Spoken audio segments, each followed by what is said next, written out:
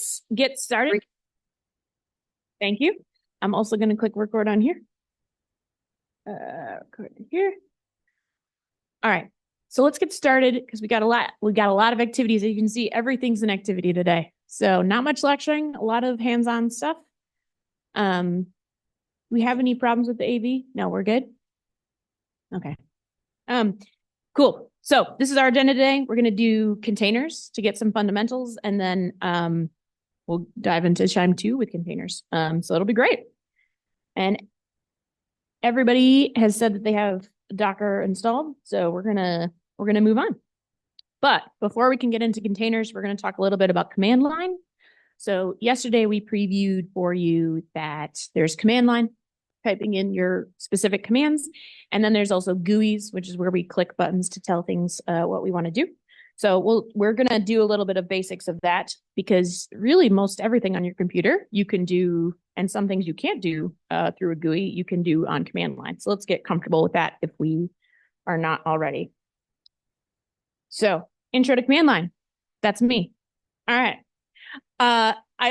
Well, first of all, this is a dog, super cute. I like talking about command line, but just for funsies, there's hackertyper.net. So even if you don't know command line, you could just go here. I'm typing whatever I want right now and putting this on. I always think this is real fun, just to make people feel like they're doing something. But now let's actually teach you for real how to do command line.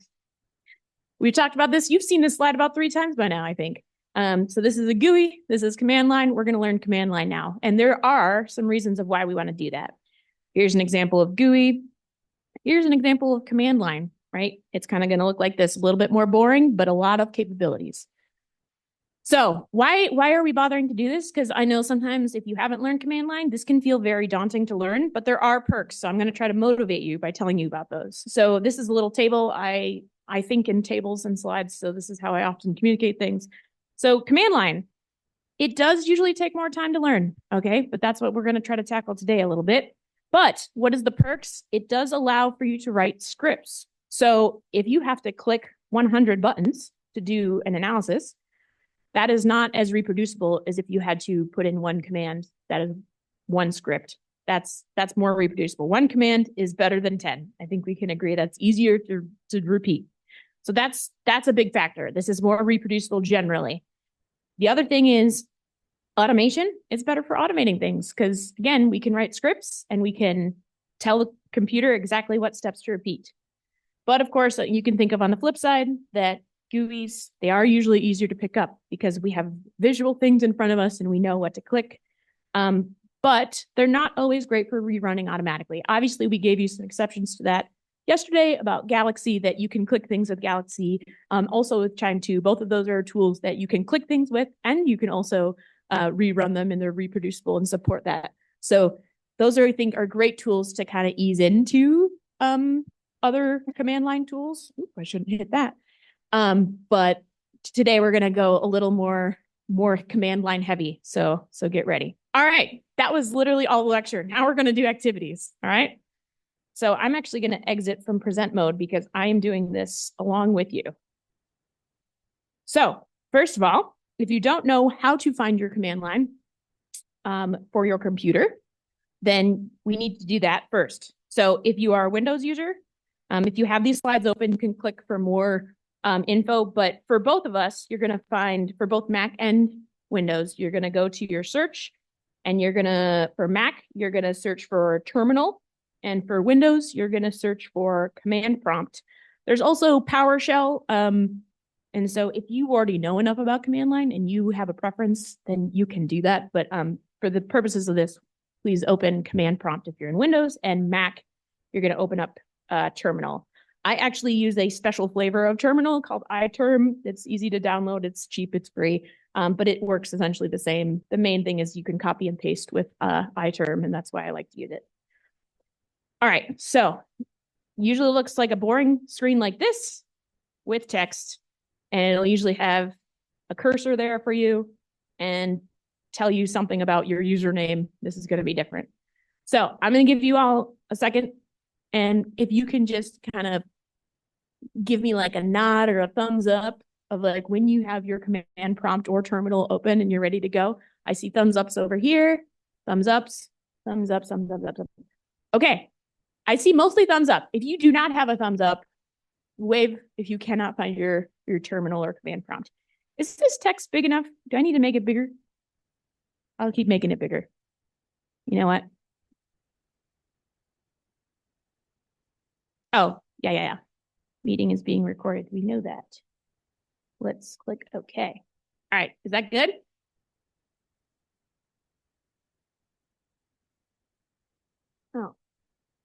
Oh, that's annoying. Yeah. Get out of here. All right.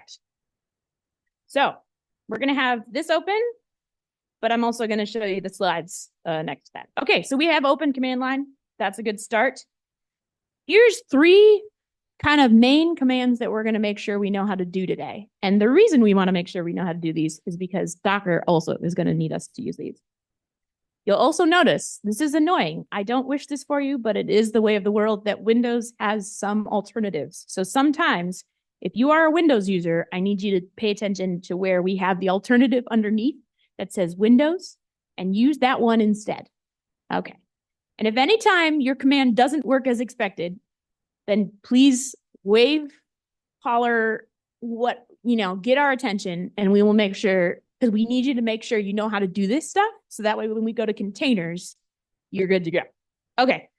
So first of all, there are things called working directories. We're going to talk about what those are. So if I go in my terminal here, and for me, I'm a Mac user, so I'm going to type in pwd. That means print working directory.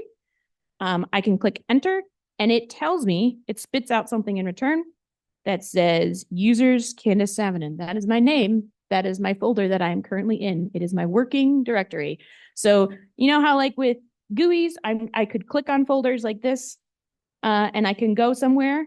This is how we do it with command line. We type in things and we are inside folders. So we have to make sure we need to know our location. The other thing is we can ask, what files do I see in here? And so with Macs and some places, some Windows maybe, you can do ls, which is list. So I can list all the files that I have in my current working directory. And so I can see I have applications, desktop, a whole bunch of stuff. You can see I've been downloading some llama models. Don't worry about it. Anyway, so that is the files that I have in my current directory. So this is why I have it very informally listed here. Where are you? If you want to answer the question, where are you? You do print working directory, or if you're Windows CD. What files you got? You do list. If you're Windows, you're going to do dir directory. And then if we want to change what folder we're in, so the equivalent of clicking on a folder, we can do cd. So say I want to go to my desktop, I can do cd desktop, enter. And now if I did list again, I should be able to see my list of files that are on my desktop. And actually you can confirm that those are the files I have on my desktop when you're looking over here on the side. Okay. Any questions so far? Are those commands working for people?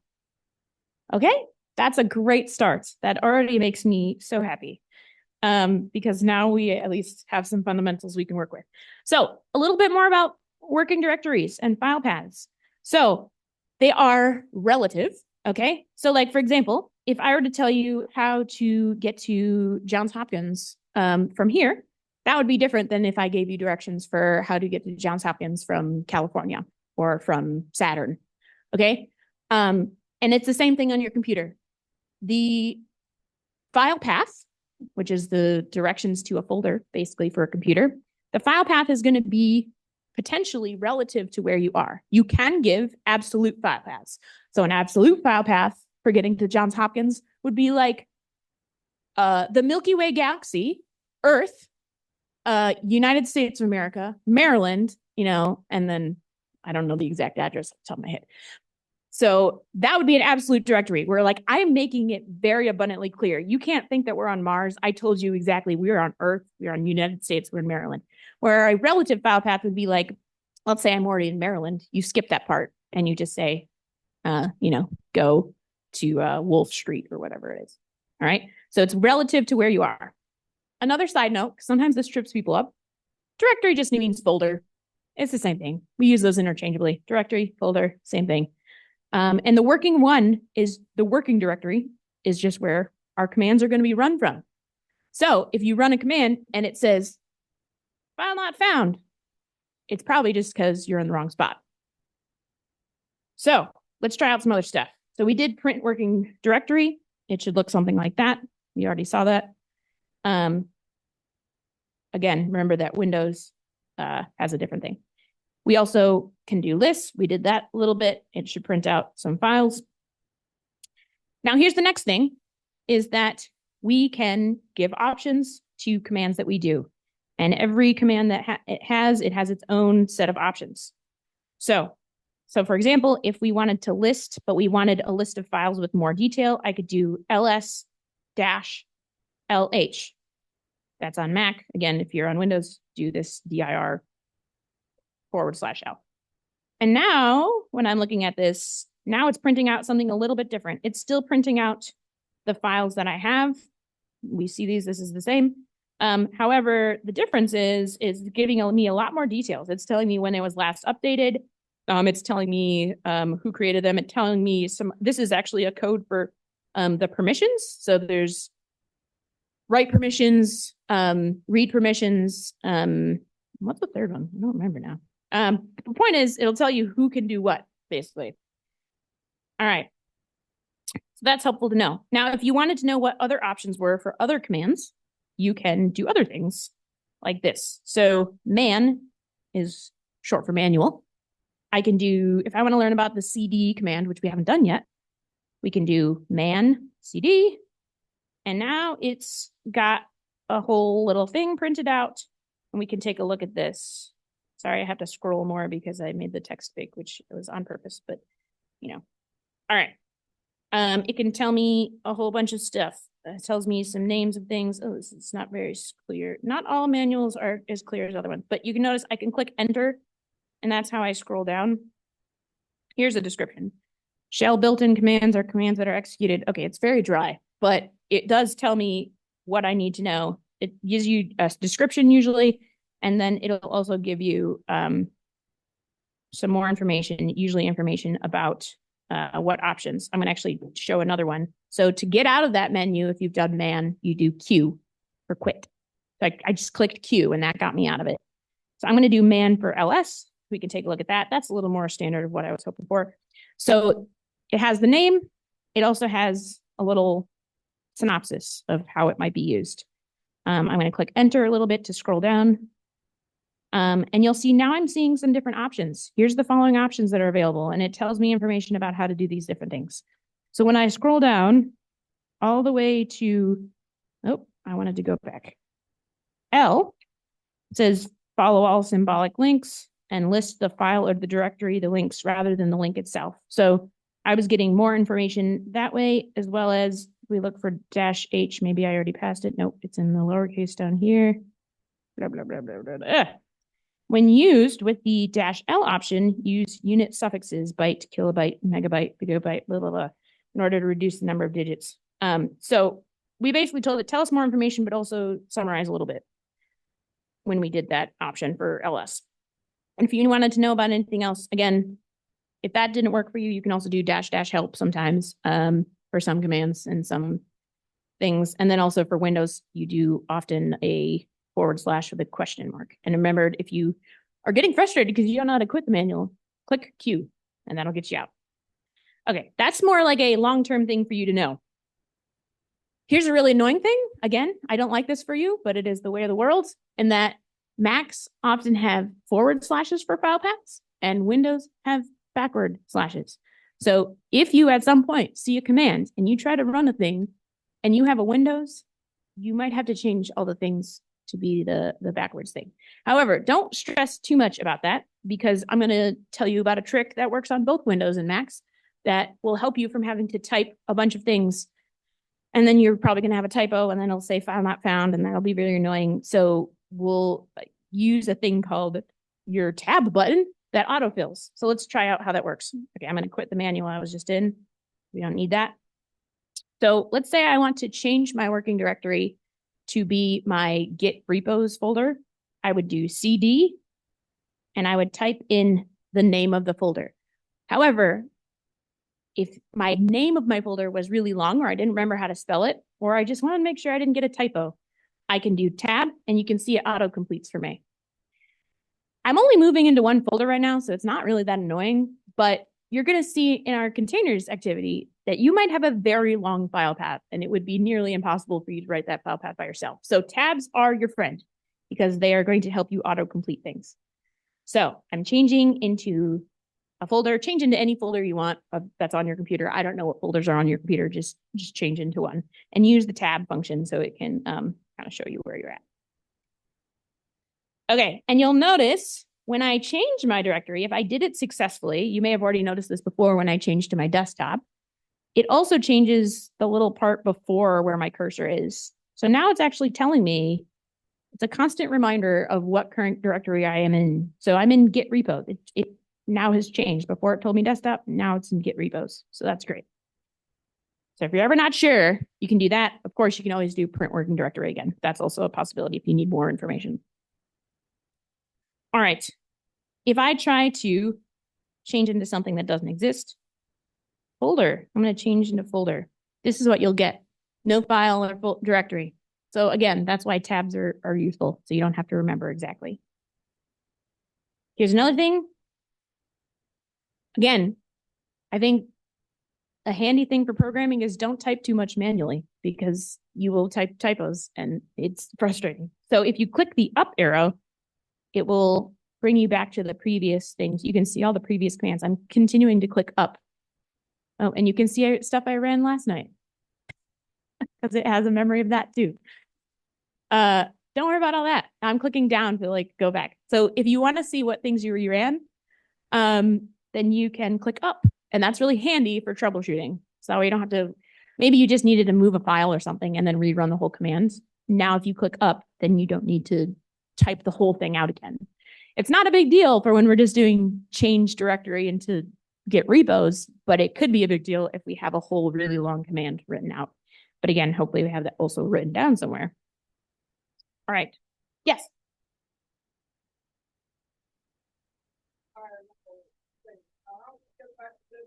Yes.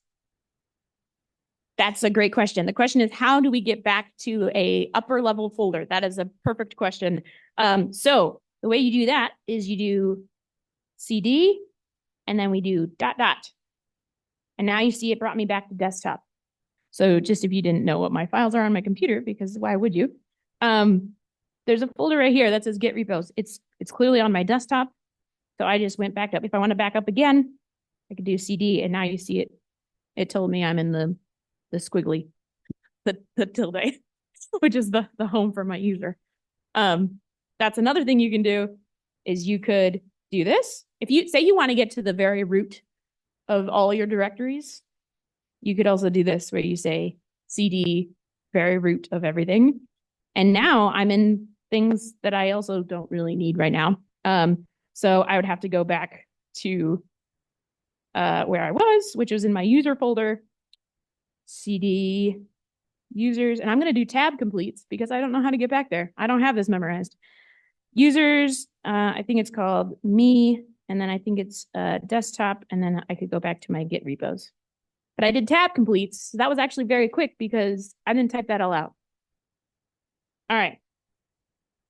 Any other questions before we keep moving? I know that was potentially a lot of things. If you've seen command line before, this might be very boring to you, but if you haven't, this might be a lot of information at once. So I'm just going to take a second. Is there any questions so far? That was a great question. Good point.